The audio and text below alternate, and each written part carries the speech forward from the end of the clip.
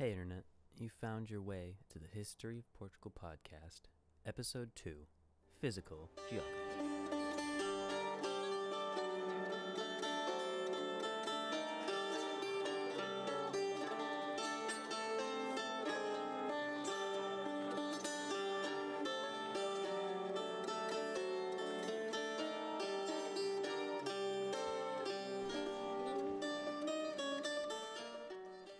Before we begin, allow me to address the lateness of this episode.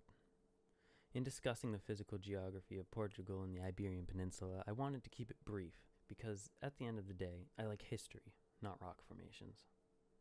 But I felt the original recording was a little too brief. When I tried to go record a new version, I found my audio interface no longer working, which brings us up to now, a week and a half past due. Hopefully in this version, I can strike a balance between briefness and getting across what is, if nothing else, an interesting geographic area many people I know have almost no understanding of. So without further ado, let's get on with it. Physical geography is history, although not exactly the kind of history I'm particularly interested in. It's pretty hard to tell a harrowing story about rock formations dating back to the late Cretaceous period and how it affects society today. But the question of whether or not the physical geography of Portugal contributed to its genesis as a state is worth discussing, at least in brief, before getting into more traditional history. There is no consensus on the subject. Some people believe the physical geography was important in that the region of Portugal's physical differences from that of the rest of the peninsula helped create a people culturally different than those in Spain, which naturally led to the formation of Portugal as its own state. Others place the responsibility of Portugal's statehood squarely in the strong will of the early leaders of the region. It's a complex issue. Later migrations of people certainly played a role as well. How much of a role the physical geography played in Portuguese statehood I do not know, and I don't think it's the kind of question we can ever truly get a definitive answer to. That being said, there are some interesting differences between Portugal, especially in the Minho province where Portuguese statehood began, and the rest of the Iberian Peninsula worth touching on. I'm sure this short synopsis will disappoint a few geologists, but for the general listener, it should suffice. To understand how Portugal is different, you first have to understand how the peninsula as a whole is unique in Europe. The Iberian Peninsula is cut off from the rest of Europe by the Pyrenees Mountains. On the western side of these mountains, we find a geological feature unique in Europe known as the meseta. The word meseta in English is plateau, and this Iberian plateau creates a landscape unlike the rest of Europe. I found the phrase yellow dusty Spain used in reference to the scorching heat of the summers and the overall aridity of the meseta.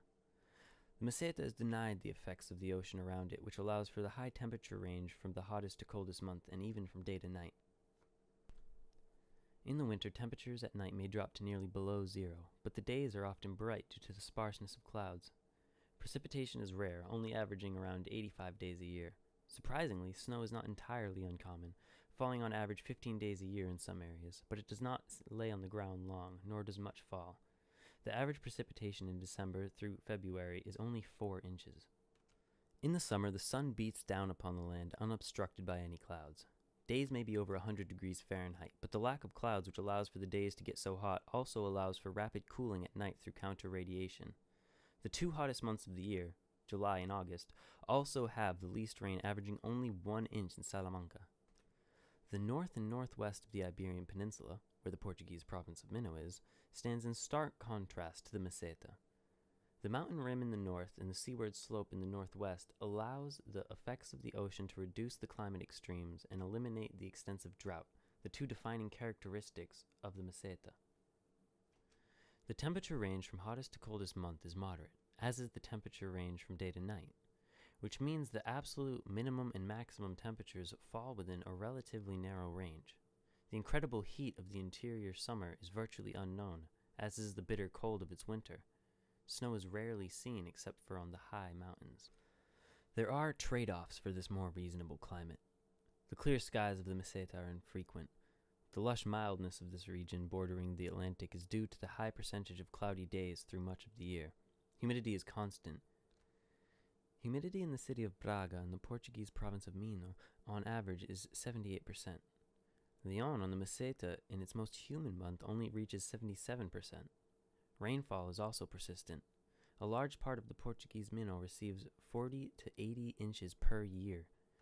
Compare that to the Spanish city of Valladolid, which only receives 20 inches per year, even though it is only 200 miles away and on roughly the same parallel latitude. I said earlier that the oceanic conditions protect this region from drought. That isn't entirely true. South of the Cape of Finisterre, a summer drought occurs during the region of most northerly extension of the Azorian High, which is a large subtropical, semi-permanent center of high atmospheric pressure typically found south of the Azores in the Atlantic Ocean, or so Wikipedia tells me.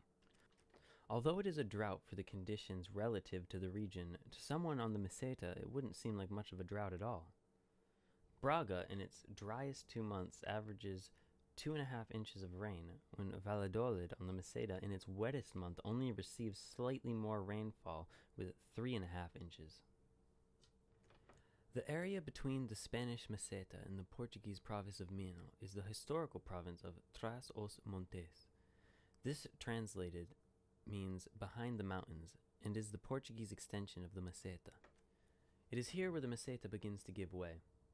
The Spanish Douro, which lazily flows westward when it hits Portugal and becomes the Douro, it suddenly bends southwest, cutting its way through the old plateau surface, dropping nearly 600 feet in the next 76 miles.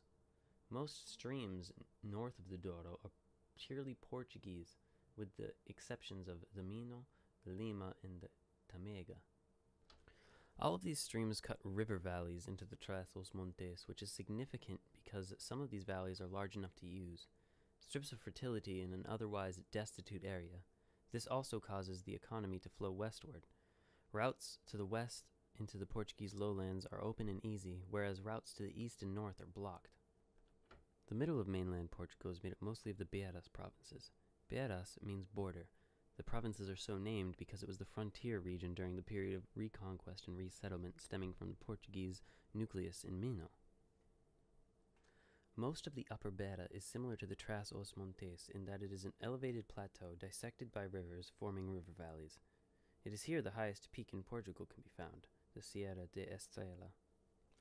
The Beiras, put very simply, are transitional, where the Upper Beira bears similarities to the distinct north, and the Lower Beira bears resemblance to the Alentejo in the south. The east of the Lower Beira and Upper Alentejo meet in an area where ancient rocks have been molded into a rolling countryside with an average elevation of 700 to 1,600 feet above sea level, sloping west and south. In the south of the Alentejo, it begins to slope up, forming into the Caldeirão and Monchique mountain ranges. The southernmost province of Portugal is called the Algarve, and technically includes the Caldeirão and Monchique mountains. This is a political boundary, and does not represent any particular similarities between the people who live in the mountains and those who live in the more Mediterranean lowlands. The Algarve represents an interesting contrast within Portugal. Where in the north the summer drought is a brief respite from an otherwise rainy year, the winter rainy season of the Algarve is roughly the same amount of time as the northern dry season and is a wet interlude in an otherwise dry year, though it should be noted that the weather change occurs more quickly east to west than north to south. The Atlantic conditions in the north and the more Mediterranean conditions in the south are due to the Azorian high-pressure systems I mentioned earlier. Meteorology is by no means my strong suit, and an entire podcast could be done explaining such things. And so concludes a very quick summary of the physical geography and climate of Portugal versus that of the Meseta. There is much, much more to this topic. I merely skimmed over the Beiras, Alejandro, and Algarve because I wanted to highlight the Meseta in contrast to the province of Minho and Trás-os-Montes, as the rest were later additions to Portugal and do not have much bearing on the country gaining statehood. If this subject interests you, I recommend you read the book The Individuality of Portugal by Dan Stanislavski, which goes into detail about how and when certain geological formations happened and their effects on Portuguese individuality and even the soil types of the northwest of the Iberian Peninsula. So if that's your cup of tea, you'll love the book. Next week, we'll get into what we know about Portuguese prehistory before the Romans showed up. Also, a short programming note. Hopefully by the next episode, I will have a website with an RSS feed that I can tell you all about. But for those listening on YouTube or in the future, until next time, thanks for listening and have a wonderful evening.